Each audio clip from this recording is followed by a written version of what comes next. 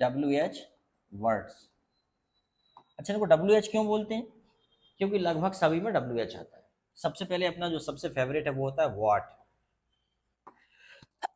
Sorry, what मतलब क्या होता है? क्या। पता होना चाहिए व्हाट मतलब क्या। अब व्हाट के ही बहुत सारे कर ले रहे हैं अपन। व्हाट एल्स मतलब, कोई बताएगा व्हाट एल्स मतलब क्या क्या? व्हाट एल्स मतलब, व्हाट एल्स मतलब क्या क्या। उसके बाद व्हाट फॉर। व्हाट फॉर मतलब किस लिए। व्हाट फॉर मतलब किस लिए। सिंस व्हाट टाइम, इसका मतलब किस किस समय से, किस समय से। अगर व्हाट टाइम अकेला लिखें तो, व्हाट टाइम अगर अकेला लिखें तो क्या हो जाएगा? किस समय। ठीक है, किस समय। तो देखो व्हाट के कितने सारे हो गए, व्हाट एल्स, ठीक है, व्हाट फॉर, ठीक है, व्हाट टाइम, ठीक है। अब देखते हैं कोई दूसरा।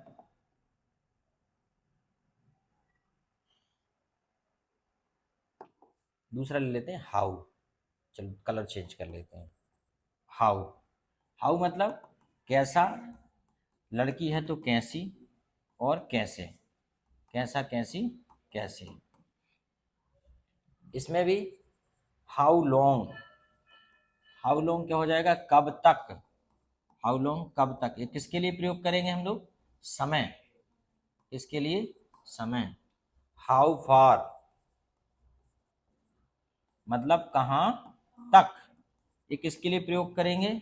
दूरी। हाउ मच कितना। ये किस लिए प्रयोग करेंगे? मात्रा। ठीक है। हाउ मैनी, हाउ मैनी कितना। ये किसके लिए प्रयोग करेंगे? संख्या। ठीक है। और बताओ। तो हो गया, देखो क्या, हाउ एवर नहीं होता क्वेश्चन में। हाउ कैसा कैसी कैसे, how long, how for, how much, how many. ठीक है। फिर और दो तीन मिला के बना लेते हैं, कब से कब तक, हाउ लॉन्ग टू। ठीक है, जैसे कि what time to what time, how long to then, कब से कब तक, वो अलग चीज़ है फिर। ठीक है। तो यहाँ पे हाउ का आपने प्रयोग किया। ठीक है, तो हाउ में इतने सारे प्रयोग हो गए। अब देखते हैं कोई दूसरा पकड़ते हैं अपन एक आध। अब ले लेते हैं, मान लो ये आ गया क्या, बाद में छोटा कर देंगे। दूसरा ले ले रहे हैं, मान लो बिच। बिच ले ले रहे हैं। बिच को जनरली क्या बोलते हैं? कौन सा। और किसके लिए प्रयोग करते हैं ये? पसंद। किसके लिए प्रयोग करते हैं? पसंद। ठीक है। विच का मतलब होता है कौन सा, इसका प्रयोग हम पसंद के लिए करते हैं। ठीक है। जैसे कि उसके बाद विच टाइप्स ऑफ, क्या हो जाएगा? किस प्रकार का। दरअसल पसंद नहीं, इसे पसंद या जिसे बोलते हैं, हाँ पसंद ही होगा, सिलेक्शन या चॉइस, चॉइस या सिलेक्शन। ठीक है। Which type of, types of किस प्रकार का। ठीक है। उसके बाद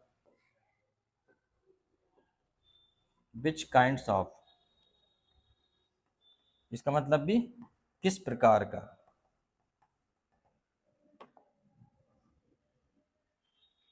फिर है विच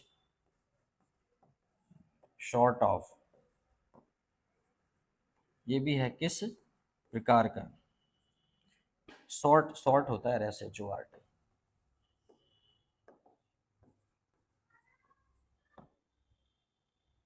विच शॉर्ट ऑफ किस प्रकार का। ठीक है। तो विच का प्रयोग हो गया। अब देखो ये सारे के सारे क्वेश्चन वर्ड हैं आपके। व्हाट हो गया, क्या क्या, विच हो गया। ठीक है। अब देखते हैं व्हेन। व्हेन क्या होता है भाई? कब। किसके लिए प्रयोग होता है? समय के लिए। ठीक है। वेयर क्या होता है? कहाँ। किसके लिए प्रयोग होता है? स्थान, स्थान के लिए। हु क्या होता है? कौन। किसके लिए प्रयोग होता है? पर्सन के लिए, आदमी के लिए, पर्सन, आदमी, ठीक है। हुम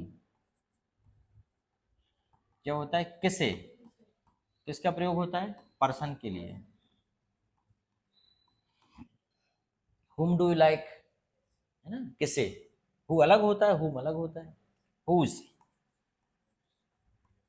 होता है किसका। वो कहाँ प्रयोग करते हैं इसका? पजेशन, पजेशन बताने के लिए, अधिकार बताने के लिए, पजेशन। किसका, किसकी कार, हुज कार, ठीक है। बस अब तो कुछ बचे नहीं, मुझे लगता है इतने तो हैं ही, है ना। अब वो फिर अलग है कि हम बोलते हैं कि कब और कैसे, कहाँ और क्यों, तो फिर अलग उसमें, ठीक है। अक्सर जैसे हाउ ऑफन, एक सेंटेंस बना दे जैसे हाउ ऑफन, तो often, O F T E N होता है, सॉरी।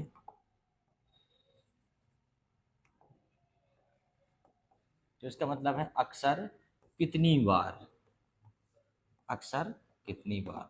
हाउ ऑफन, अक्सर कितनी बार, ऐसा कर लेते, ठीक है। जैसे कि व्हेन एंड वेयर, मतलब अब इन्हीं का प्रयोग करते हैं, कब और कहाँ। तो इस प्रकार से हमारे सेंटेंसेस बनाते जाते हैं, हम क्वेश्चन बनाते जाते हैं। तो कुल मिला के इन सबको इसीलिए डब्ल्यू एच वर्ड कहा जाता है, क्योंकि इनमें कहीं ना कहीं डब्ल्यू और एच आता ही है। अच्छा, इतने सीख लो, उसके बाद भी ये सही बात है कि जो हिंदी मीडियम वाले बच्चे जब इंग्लिश की जब ट्रांसलेट करते हैं, जो क्वेश्चन आता है परीक्षा में, चकरावू तब भी जाते हैं, नो डाउट। भले ही पूरा पढ़ लो, सब सीख लो, उसके बाद जो बुक वाले, उनका क्वेश्चन काफ़ी कॉम्प्लिकेटेड होता है, क्योंकि उसमें बहुत सारी स्पष्ट हेल्पिंग वर्ब और वर्ब समझ में नहीं आती हैं, और क्वेश्चन, एक क्वेश्चन में बहुत सारी बातें एक साथ पूछी जाती हैं, और उनका वो मतलब निकलता है कि जो हमारे साधारण जो हमने सीखा हुआ रहता है उससे कहीं ऊपर की बात होती है, ठीक है। जैसे कि मान लीजिए वो ऐसा कुछ बोल रहा है कि नरेटर ऐसा क्यों कहना चाह रहा था, नरेटर ऐसा कह रहा था, इसके पीछे नरेटर की क्या भावना थी, ठीक है। तो व्हाट वाज द इमोशन, अब जैसे उसने कहा कि that it is said in the previous line of the, in the first stanza, what was the emotions of the narrator behind this. तो इतना बहुत सारी चीज़ें एक साथ निकालना पड़ता है, और फिर बहुत सारी चीज़ों के रिप्लाई भी एक साथ देना है, उसमें थोड़ा कठिन पड़ता है। लेकिन शुरुआत में तो सब सिंपल ही सीखते हैं। आपने देखा होगा जब आप वीडियो गेम खेलते हो, शुरू के जो स्टेप होते हैं वो काफ़ी इजी होते हैं, आपके लिए कठिन होते हैं, क्योंकि आपने तो शुरू का स्टेप आपके लिए बड़ी बात है, लेकिन एक स्टेप पार होती जाती है और धीरे धीरे करके कठिन स्टेप आती जाती है। और जो खिलाड़ी होते हैं उनके लिए क्या फ़र्क पड़ता है, कोई स्टेप आ जाए वो उसको पार कर ही देते हैं, ठीक है। लेकिन वो कैसे आता है, वो परफेक्शन। पहली बार में तो शुरू की जो बेसिक स्टेप है वो ही नहीं होती, आधा टाइम तो समझने में ही लग जाता है कि अच्छा ऐसा करना था, कौन सी बटन से गोली मारता है, कौन सी बटन से जंप करता है गुड्डा, कौन सी बटन से मान लो गाड़ी चलती है। तो वो सब सीखने में टाइम लगता है। जैसे कि मैंने भी सीखा था एक गेम, जैसे मोटरसाइकिल चलती थी, लकड़ी के लट्ठे अट्ठे पड़े रहते, उनके ऊपर चढ़ जाती थी, फिर गोल गोल घूम के कूद जाती थी, ड्रम पे चढ़ जाती थी, फिर कार पे चढ़ जाती थी। तो मैं बहुत आगे पहुंच गया, लेकिन मैंने उसे पूरा फिनिश भी कर दिया था। तो मैंने छोटे वाले भाई को बताया, मैंने कहा यार मैंने तो जे गेम को फिनिश कर दिया। तो उसने कहा बताना कौन सा गेम है, मैं कहा अरे जे, बोले मैं बिना सीखे अभी फिनिश कर, मैंने एक ही बार में फिनिश कर दिया उसको। जो खिलाड़ी होते हैं उन्हें सब आइडिया रहता है कि कैसे करना है। मेरे लिए तो बड़ी बात थी भाई, मुझे गेम नहीं आते खेलना उतना ज़्यादा, बट फिर भी इंटरेस्ट था मोबाइल में। बड़ा टाइम कंज्यूमिंग है, लेकिन जिसकी लत लग गई, जिसको मोबाइल में गेम खेलने की, वो फिर समझ लो उसे बचाना बहुत मुश्किल है। मुझे भी लत लग गई थी, लेकिन मैं बच गया, ठीक है। तो क्या है, तो ये सब अपने डब्ल्यू एच वर्ड आसानी से आप कर सकते हो, ठीक है। चलो अब कुछ सेंटेंस इसी से रिलेटेड लिखो, आप लिखो, इसी से रिलेटेड सेंटेंस लिखो कुछ। जैसे कि आपका, आपका पस, आपका आपका विषय क्या है, वाट से लिख रहे हैं, आपका विषय क्या है, जल्दी जल्दी लिखो, आपका विषय क्या है।